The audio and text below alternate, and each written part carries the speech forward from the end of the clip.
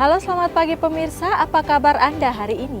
Senang sekali kami dapat menjumpai Anda dalam Berita Papua. Saya Yuni Rumbaran bersama tim redaksi telah menyiapkan sejumlah berita menarik dan aktual untuk Anda. Berikut 3 berita utama kami.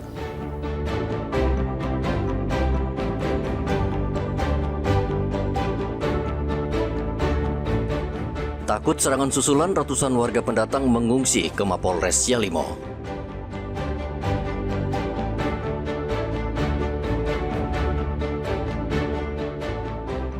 Perahu cepat berpenumpang 7 orang hantam kayu di Muara Asmat, 6 orang selamat dan 1 penumpang hilang.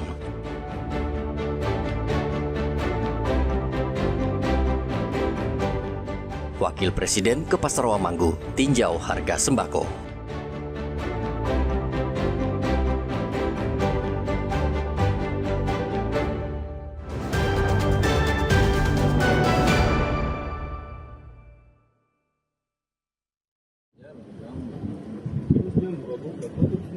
Pasca kerusuhan, situasi di Kabupaten Yalimo hingga hari Rabu sudah aman.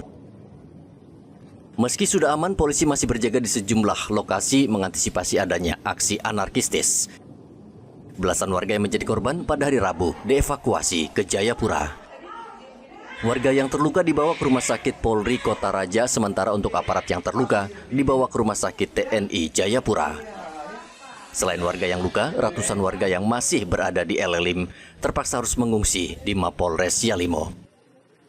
Warga ketakutan dengan tindakan brutal pelajar yang membakar puluhan bangunan serta belasan kendaraan secara membabi buta pada hari Selasa. Kabid Humas Polda Papua, Kombes Cahyo Soekarnito mengatakan pihaknya telah menambah puluhan brimob dari Jayapura dan Wamena ke Yalimo. Situasi Kabupaten Yalimo, Provinsi Papua Pegunungan sudah mulai dapat dikendalikan baik oleh aparat keamanan maupun aparatur pemerintah yang ada di wilayah Kabupaten Yalimo. Untuk Polda Papua sendiri telah melaksanakan upaya-upaya berkolaborasi dengan seluruh stakeholder yang ada untuk berkolaborasi dan bersinergi untuk melaksanakan penanggulangan potensi konflik meluas.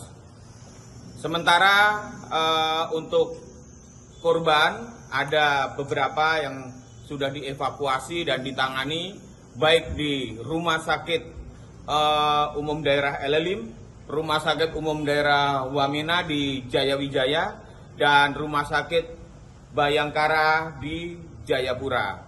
Untuk jumlah korban dapat saya estimasi untuk 5 aparat keamanan menderita luka-luka baik TNI Polri. Untuk masyarakat sekitar 18 dirawat di rumah sakit yang tadi saya sebutkan, dan untuk sementara ada beberapa yang masih dalam perjalanan evakuasi baik menuju Wamena maupun menuju Jayapura. Kerusuhan di Kabupaten Yalimo terjadi pada hari Selasa. Pemicu kerusuhan masih diselidiki oleh polisi. Pembakaran rumah dan kios bermula ketika cekcok antar pelajar di SMA Negeri 1 Elelim lalu meluas ke jalan utama. Polisi mengimbau warga tidak melakukan aksi anarkistis dan mempercayakan kasus di sekolah ke kepolisian. Rian Tonai melaporkan dari Yalimo, Papua Pegunungan.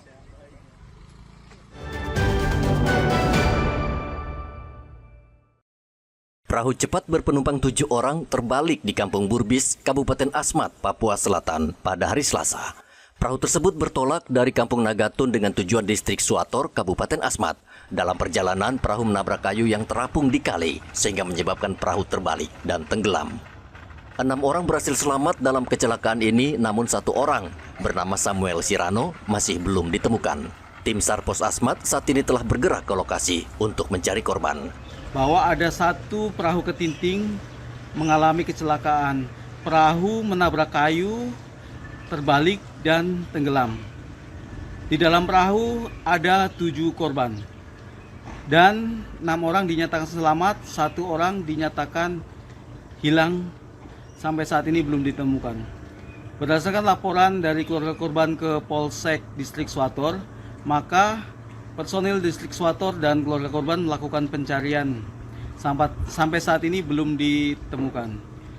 Terkait laporan tersebut, maka Pos Pencarian Pertolongan Asmat mengirimkan 1 tim SAR gabungan yang terdiri dari 3 personil Basarnas, 2 personil Polair, dan 1 personil TNI Angkatan Laut.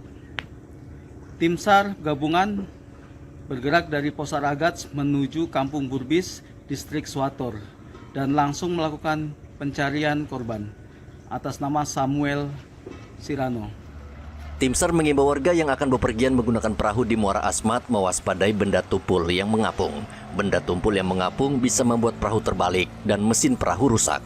Igobat Momolin dan Rian Tonai melaporkan dari Asmat, Papua Selatan. Kasih turun plastiknya langsung, kasih keluar plastiknya semua. Boy, banyak sekali coy. 2 pemuda di Timika, Papua Tengah ditangkap polisi akibat kedapatan membawa dan mengedarkan narkotika jenis sabu-sabu. Penangkapan ini dilakukan setelah pihak kepolisian menerima laporan tentang peredaran sabu-sabu di sekitar Jalan Busiri Ujung. HP seorang karyawan perusahaan swasta pertama kali diringkus polisi di lokasi tersebut. Dari tangan HP, polisi berhasil menemukan 1 paket sabu-sabu. Setelah dilakukan pengembangan dan interogasi, HP mengaku bahwa barang haram tersebut diperoleh dari FN yang kemudian juga berhasil diringkus polisi. Dari tangan FN, polisi menemukan 54 paket sabu-sabu. Pelaku yang berhasil kami amankan ada 2. Untuk yang pelaku pertama itu ada 2 paket sabu yang berhasil kami amankan. Kemudian untuk pelaku yang kedua ada sekitar 54 paket jenis sabu. Untuk tersangka saat ini sudah diamankan di Polres Mimika untuk proses lebih lanjut. Untuk penanganannya kami sudah koordinasi dengan Kepala Bandara, kemudian di pelabuhan kita juga sudah perketat di Polsek maupun dari Sat Bandar. Kemudian termasuk modusnya melalui paket ekspedisi. Kami juga sudah menghimbau kepada para pengusaha atau paket ini agar lebih teliti lagi dalam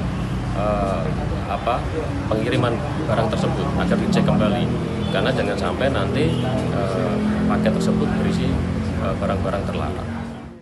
2 pelaku saat ini mendekam di sel tahanan Mapolres Mimika dan terancam hukuman penjara 7 tahun. Igobat Momolin dan Rian Tonai melaporkan dari Mimika, Papua Tengah.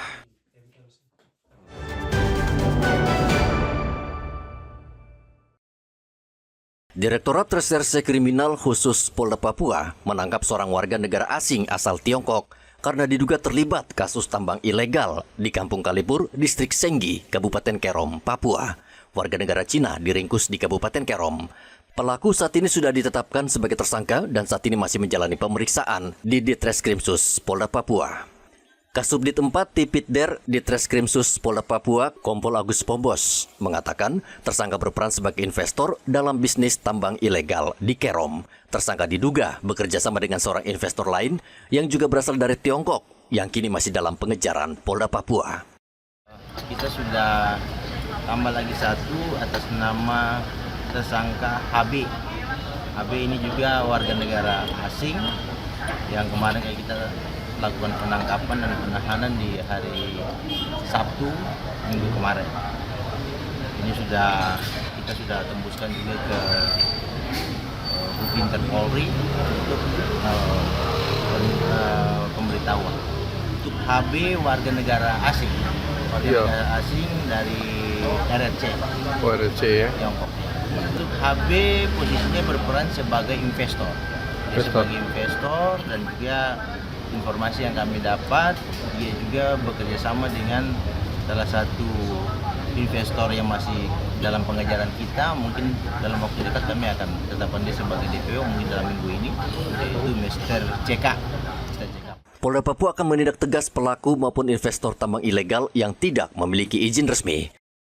Hingga saat ini sudah ada 7 tersangka tambang emas ilegal yang ditahan di Mapolda Papua. 5 diantaranya adalah warga negara Cina. Seluruh tersangka dijerat dengan Undang-Undang Nomor 3 Tahun 2020 tentang pertambangan mineral dan batu bara dengan ancaman pidana penjara 5 tahun. Hendra dan Rian Tonai melaporkan dari Kota Jayapura, Papua.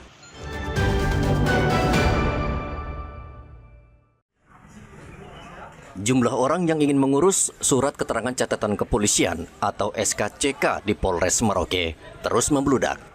Petugas kewalahan melayani pemohon yang setiap hari terus berdatangan ke kantor polisi.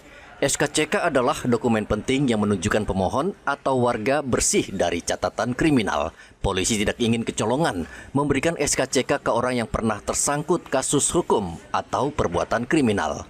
Menurut Kapolres Merauke AKBP Leonardo Yoga, polisi memiliki data warga yang pernah terjerat kasus hukum dan setiap pemohon wajib merekam sidik jari di unit identifikasi.